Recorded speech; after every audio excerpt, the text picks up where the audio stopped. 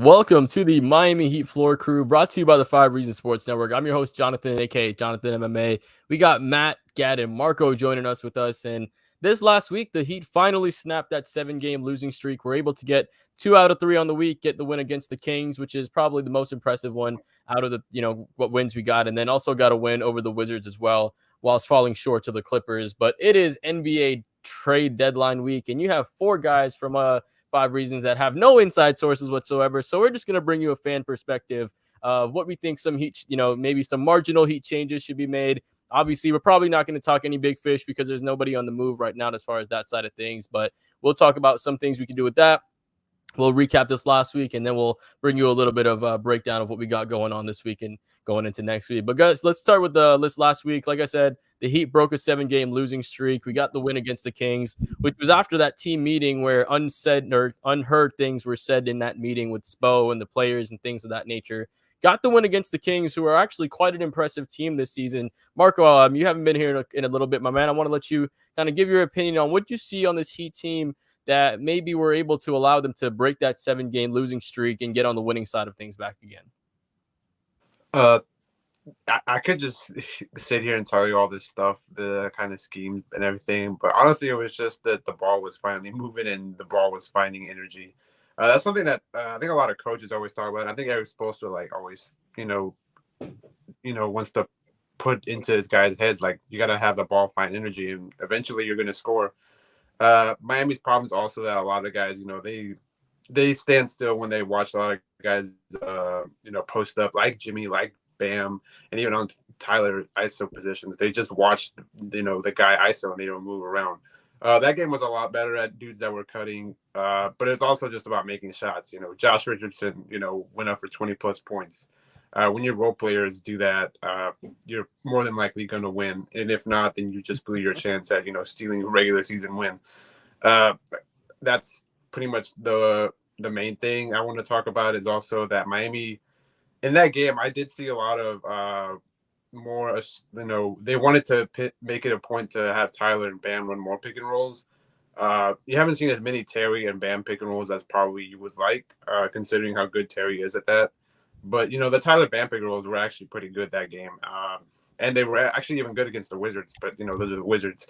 But they were getting downhill. They were getting lobs. I joked about this. I was like, I think most of the film session they had was just Bam pointing out, okay, this is when you could have thrown me a lob, and this is when you could have thrown me a lob, and this is when you could have thrown, I'm pretty sure that was probably most of the film session was just Bam pointing out, guys, I'm open on these shots, which is understandable because my guy, he's one of the best vertical spacers in the league, even with his, he's had a down year in terms of scoring outside the paint. The mid-range, has fallen a bit, but he's still, an elite rim runner, and he'll get his shots in the paint if you give him a chance. You just have to give him a chance. And, that was a lot of the stuff that I saw this weekend. The Clippers game was a whole kind of different mess, but you saw things they could build on. But again, when you play actual good regular season defenses like the Clippers, it's going to look a little different. You're going to have to adjust. And Miami just doesn't have the guys that, are capable of that right now. Yeah, I mean, you have, especially against the Clippers, Powell was giving you money from the deep. Harden was moving the ball. You had, obviously, Kawhi and PG there. But when it came to the ball movement on our side of things, something I didn't even realize, the win against the Kings was actually the Miami Heat's 1,500th regular season win. So they were able to get that. It was supposed to be a, franchise record in assists. I think they got 40. 2 of them got knocked down, so it was 38 assists on the night. But it was, like you said, Marco, I think when this team has the ball moving and they're not sitting in one place, this is exactly what we talked about in last week's show. The ball was not moving enough, and we weren't getting enough rebounds, right? So they started kind of fixing that side of things. Gad, with that side, we were able to, Terry's still finding his way on this team, but it seems like he's starting to get a little bit more comfortable of when he's going to pick his spots and when he's going to start attacking, giving us some of those relief points. What do you feel like he was able to do better, and kind of how he was able to maybe gel a little bit better this last week that you saw? Well, I think obviously it is a process, right? And the ball is not falling. His shots are not falling, so that's going to make the numbers look, what is in my opinion worse than he's actually played. I think he's had a pretty okay impact on the offense as a whole. There has been some moments this past week, where he actually ended up playing a little bit more of his game. He would kind of freelance a little bit, make some plays, have some nice dribble moves, get to the rim, miss at the rim, because I guess that's just what Terry Rozier does. But finding some spots that he's comfortable with, letting the three-point shot fly a little bit more, which is cool. Now I'd like to see it turn into more like deep pull-ups and stuff that we've seen more from him previously. But I think it's just hard because when I look at the Heat, and this has kind of been the case for the entire season, and you could honestly go back to last year too, I don't know what their plan is offensively. I don't, and I'm still not able to figure it out. And like you could say, oh, Kyle Lowry would get them organized. Sure, yeah, but I don't really know what he was adding either, right? And now you just see there's someone who isn't directing traffic, and instead of directing traffic, it's Terry kind of dribbling and creating and trying to make things happen. I don't know if he knows what's going on, honestly.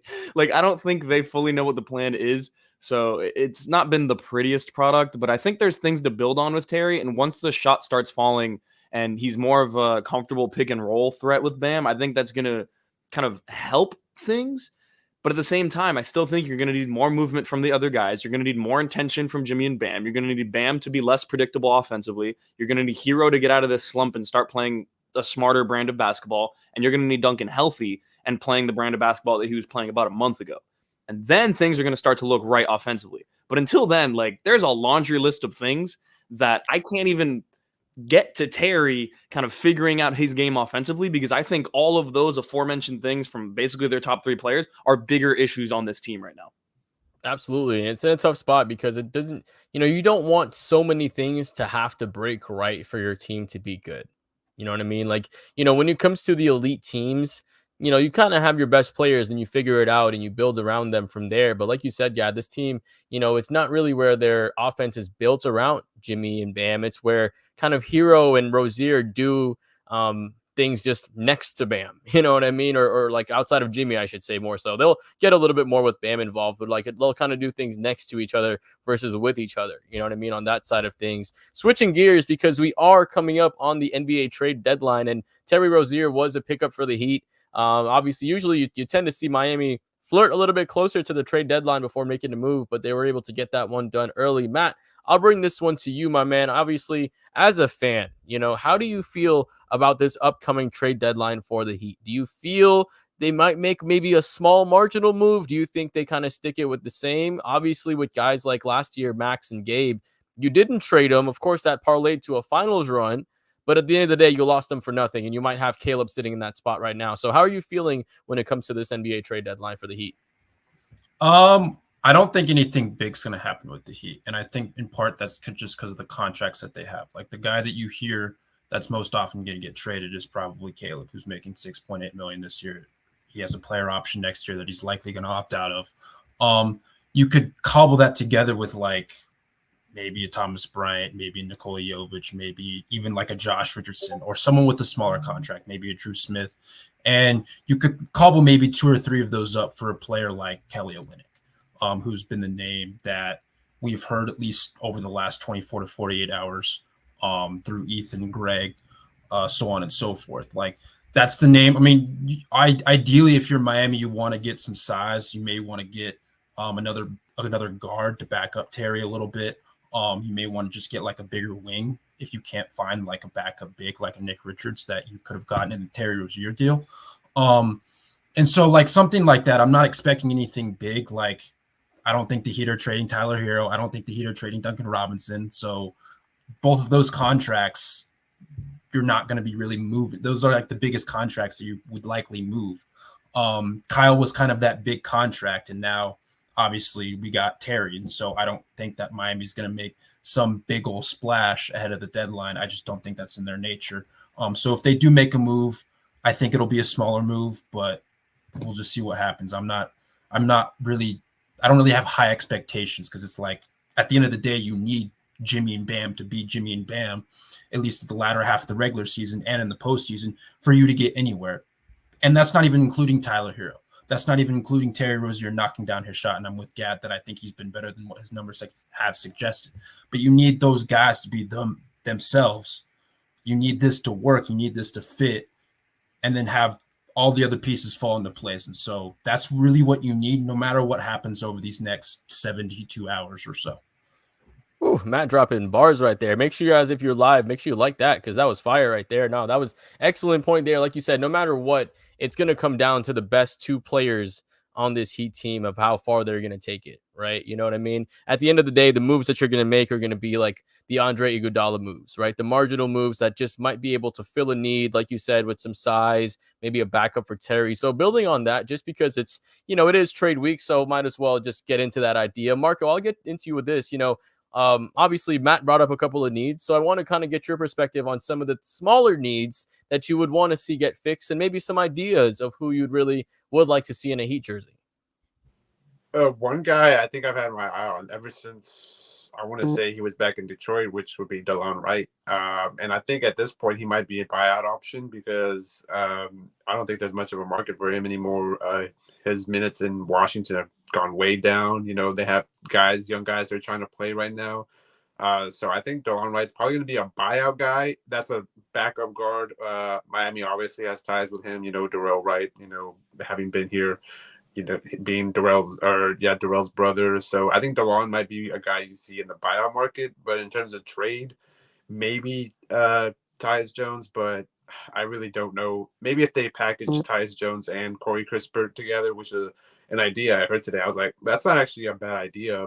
You could get your shooter, especially if maybe you move Duncan. But I think getting Tyus and Corey Kispert would be pretty good. But I think there's a lot of other teams that are probably looking at getting Corey Kispert for probably a lot better of a deal than Miami can make right now. Again, because they just don't have the contracts, that are very tradable out because you already traded Kyle Lowry, like Matt said.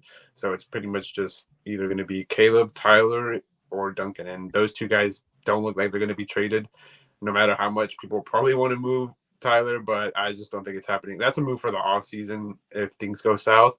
But you have to go to that. You got to cross that bridge whenever you get to it. Outside of that, I think the wings. Take your pick with the wings in Brooklyn. There's like 3 or 4 wings over there that you probably want on your team right now. Dorian Finney-Smith, I doubt because the Nets asking price seems to be high, but that just may be their asking price. The market might be like, oh, we're not giving you anything close to what you want. OG Anunoby went for 1 first-round pick, and he also went for Quickly and Barrett, but that was just 1 first-round pick. So the market's going to decide what he goes for, if he goes for anything at all. Royce O'Neal's probably going to be a lot more of a guy that'll be affordable, just depending on who you're moving. If you're moving Caleb, then that seems like such a lateral move for Brooklyn. But if they get a pick out of it, maybe they do it. Maybe if you package, a Jovic, you get a young prospect in there, which, most guys would probably, I know there's a lot of Jovic fans, but I think you probably might have to cash in your chips with him sooner rather than later because he's still very much a raw player. I think he's going to probably be at least a decent player, but with this Miami team probably can't wait that long. And you already have Jaime Jaquez, as your young prospect. So it wouldn't kill me too much. But if they had to move Jovic, it would sting for a bit. But I really wouldn't mind it if that's what they needed to get a deal done to get a good playoff forward. I think Heat fans should, be more than willing to give that up. Absolutely. And to your point, the Heat fans loved KZ Okpala. You know what I mean? We were selling the mini Giannis show for like a long time. And, it just didn't end up working out on another team for him, unfortunately. So at the end of the day, we love all these young players and we want to see them succeed. But sometimes the timeline doesn't work out. So getting into the trading landscape as a whole, Gad, just kind of staying on the topic. What teams should you think you should be looking at as sellers in this market right now? Like, who do you think are going to be looking to sell some players and pick up some assets when it comes to the current market? It's the plan makes it so much harder because a lot of these teams you're looking at and they're like, oh, we just had our team a little bit injured for one stretch and they're in 12th place. Like you look at the Warriors right now, they're in 12th place in the West, and the Warriors shouldn't be selling by any means because they have Steph Curry. That's enough to figure it out. But it's just tough. So there isn't that many teams, in my opinion. I feel like there's a couple teams in the Eastern Conference. You can look at a Brooklyn. You can look at, Toronto, I think, will sell off Bruce Brown, but I don't think they're outward sellers the way that you would probably expect them. They've kind of already sold. I don't know if there's much more for them to sell on that roster. It's pretty bleak. The Hornets you could see. The Wizards you can see as well. Even the Pistons, but I don't even know what there is to buy from the Pistons. They have a whole bunch of things that I don't think they know who to buy or sell on their own roster, right? Like, yeah, you can try to trade Killian Hayes, but that's not that interesting. In the Western Conference, I think Memphis, if they have any healthy pieces, they should be sold. The problem is health because they had 13 players out the other night. I don't even know how that's physically possible, but it is what it is. One player that I keep coming back to, and I don't know exactly what his salary is, but if I remember correctly, it's around a minimum, is I think Santi Aldama. If there's a way to get him, based on the way that they've drafted, based on the way that they've kind of given out money in that front court, I could see him kind of being an odd man out. And he's someone that, at least in my opinion, maybe he's not having the best year this year, but I think he could be a top 9-10 guy on the Heat and fill a role as kind of like that 4/5. Like, you want to talk about like discount Kelly Olynyk, I think Santi Aldama can give you probably 80%, maybe 95%, maybe 105% of Kelly Olynyk, depending on what kind of Kelly you're getting that day, because he's very hot and cold, especially when he's in a Heat uniform. So that's a player that I have kind of been looking at, but it's tough to gauge because we don't have enough to even make teams want to sell. Like, I don't think the Heat are making a move until it's going to be 3:59 on Thursday. And some teams are like, all right, you know what, Pat, we'll take it. And then you just send your poo-poo platter over there and you get whoever you can get. I'm not sure who exactly they're going to be able to target. I would expect them to make at least one move, right? Like, you have Thomas Bryant, Drew Smith, and a second-round pick. That, to me, should be able to get one other player that can be in your top 12, and then you probably look to fill another spot with a buyout market.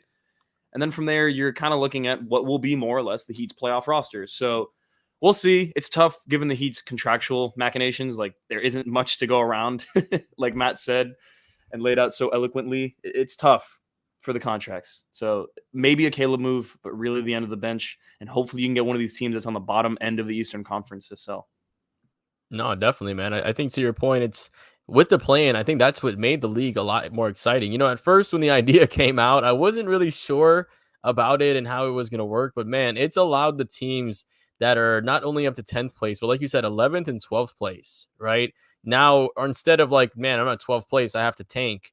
You're still fighting for that play-in spot because you can still potentially make the playoffs from a 12th seed, working your way in, up getting like a good 1 or 2 weeks and working up to a 10 seed. You know what I mean? So, you know, switching gears, guys, appreciate you breaking down this trade deadline, this trade week with that. But I want to get into this next week coming up for the Heat because we do have a couple of solid games. I think they're, in a way, each of them are their own challenge. You know, we have coming up tomorrow, the Orlando Magic coming into town. Paulo getting his first All-Star bid, which I think is well-deserved for him. I think a statistic that Paulo Banchero has not gotten a national TV game yet as a number 1 pick. That is quite outrageous. So we'll be seeing him. Yeah, that's still true. So we'll be seeing Paulo and the rest of the Magic tomorrow. We also have the Wembanyama and Victor Wembanyama in San Antonio Spurs. We'll be hosting them. Yeah, we will be hosting them. We're going to be home all week this week. And then we'll be hosting the worst team in the league, the Boston Celtics, who's only won 1 title since segregation. Anyways, but let's get to the current topic. Matt, let's get into what your prediction is for this week. Give me your breakdown this week and what do you see this team doing? I think Miami goes 1-2. I think they lose to Orlando. I think they beat San Antonio, and then I think they lose to Boston on Super Bowl Sunday. But for me, like the Orlando game, either way, even if the Heat win, it's going to be low scoring and masochistic and just nasty basketball. The Spurs, obviously, Wembanyama can impact the game in so many different ways. He's been very good since he's moved to that, just since he's moved to the 5. And then the Celtics, it's just been a tough sledding for Miami. I don't think they can keep up with them offensively. I think Miami goes 1-2 over this stretch. And that feels like, especially after this recent 9-10 game stretch, this is kind of generous if I'm being completely honest, but I think they go 1-2. Yeah, definitely can see that happening. Like you said, it's just their offense. It's, as much as I hate to say it, it's scary. Like, they have a lot of threats on that team. You know, when you have Porzingis being able to stretch the floor the way he is, and then also be able to like take advantage of smaller defenders in a way that Al Horford could do, but didn't have maybe the athleticism. You know, he's winding down in years, but now you have both those guys there. That's tough. Derek White, thank God he didn't get an All-Star bid. If he did, I would have been like, you know, is this another Kyle Korver situation? But when it comes to that, he's still a solid player defensively and offensively. He can do a lot of things. And then obviously, you have Tatum and Brown as well leading the side of that things. What's going on internal? You definitely gotta hop on playback as well. Make sure you guys, if you aren't already, make sure you guys check out playback. I think Matt does playback. I think Marco does a little bit of playback too. Maybe no Marco. So just Matt. Yeah, So Matt, give us a little plug on playback real quick. We are, I think, 8 subscribers away from 2,300 subscribers, if I have that correctly. So please go subscribe. We will be doing a giveaway at 2,500. I believe that's the right number. Maybe I have that completely wrong. Anyway, yeah, please go watch us on Playback. Please go download the app on playback.tv, man. It's always a great time. Eternal, myself, Greg, Gad. I mean, we'll have Ethan in there. We have Brady in there. We have everyone in there from 5 Reasons Sports. Come watch the game with us. Come have a good time. And yeah, man, it's always a good time, man. We're always cracking jokes. We're always having really good breakdowns and analysis. Like, again, 8 subscribers away from 2,300. We're going to be doing a giveaway at 2,500. I think at 9,001 subscribers, Eternal is going to give out his phone number. So please, create as many emails as possible and just subscribe. Love it, man. So yes, like you said, if you haven't already, sometimes you're watching the commentary for the basketball and it's not, you don't have good commentary. You're watching maybe a biased commentary. Come listen to some Heat fans, split some facts. You got guys like Matt and Brady breaking stuff down. You know what I mean? It's a lot more knowledge in those playback videos there when it's watching that. Now, Marco, give me your breakdown on this upcoming week. How do you see this Heat team rolling out? I think 2-1 is the best you can probably do this week. If you do 1 and 2, I won't be surprised. Like Matt said, I think 1 and 2 is probably where I'm leaning towards right now. That Orlando game is gonna make or break their weekend or their whole week. If they do make a trade, even that Spurs game might be a little tricky because the week of the trade deadline is always weird. You never know how guys are gonna play. You might get a good game, you might get you might not have enough bodies. I remember that Clippers game whenever they made the move for Jay Crowder and Andre Iguodala. It was they were long bodies. They had to play a lot of guys. I remember KZ got minutes that night because they just had guys that needed to be played because guys were traded. So that Spurs game still scares me, even though the Spurs are really, really bad. But maybe you get Duncan back this week. Hopefully Tyler's okay. That whole headache thing was very, very suspicious. Hopefully he's okay. And maybe you do rattle off 2 wins this weekend against the Celtics, but I very much doubt it. The Celtics are an absolute juggernaut, regular season wise, obviously. But we'll see. We'll see this week. I'm very much, at the most, I'm hoping for 2-1. I think everybody's probably hoping for 2-1, but 1 and 2 is probably the most likely outcome. Like I said, that Orlando game is going to be 98-96 with like 2 minutes left. We can all probably predict that, or maybe 89-86, like with the way the Heat are scoring right now. But yeah, that game's probably going to make or break this week for everybody. Hopefully, they can get. If they get 3, then I'll give out my phone number right here too. But I very much doubt. That's how much I very much doubt they go 3-0. Yes, and Vanley, I am typically in Orlando covering some of those games here at home. Obviously, if I'm working, I won't be doing that, but I do be covering those games here and there when it comes to that side of things. So, yeah, definitely check out my Instagram and my Twitter because you'll see some of the Magic coverage as well. I know me and Ethan got some plans to how we can get that growing as too because that Magic team is getting better. You know what I mean? When it comes to that side of things. And hey, if Florida basketball as a whole gets better, that's just a win on that side of it too. You know what I mean?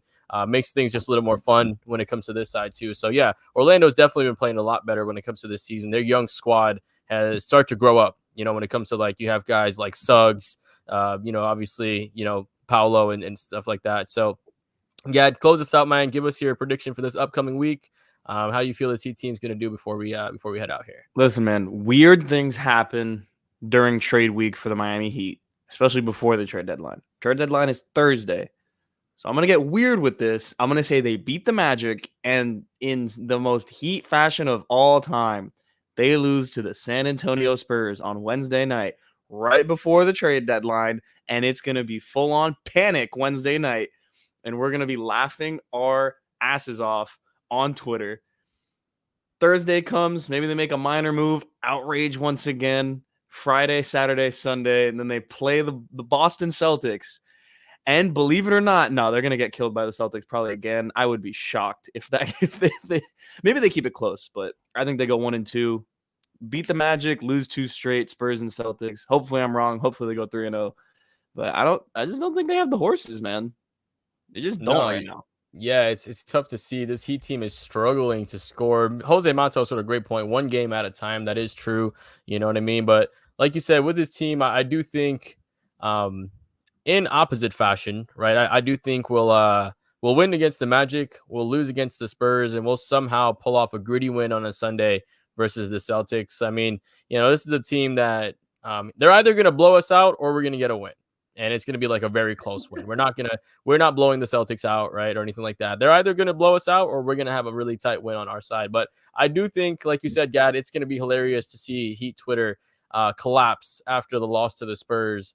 And then even if we don't win against the Celtics and we don't make a trade, even better, because that just means everything will be on fire on Heat Twitter. So make sure, guys, if that does happen, you keep it right here on the Miami Heat Floor Crew. We appreciate you guys joining us when it comes to that side. Matt, Gad, Marco, thank you guys for joining in tonight, giving the crowd your expertise with that side of things. And like I said, if you guys aren't already, make sure you follow the guys because they always have a lot of great content on their feeds as well. And as always, make sure you guys check it on us next week, and we'll check you guys back out after that. So after that, have a good rest of your week, and let's go Heat.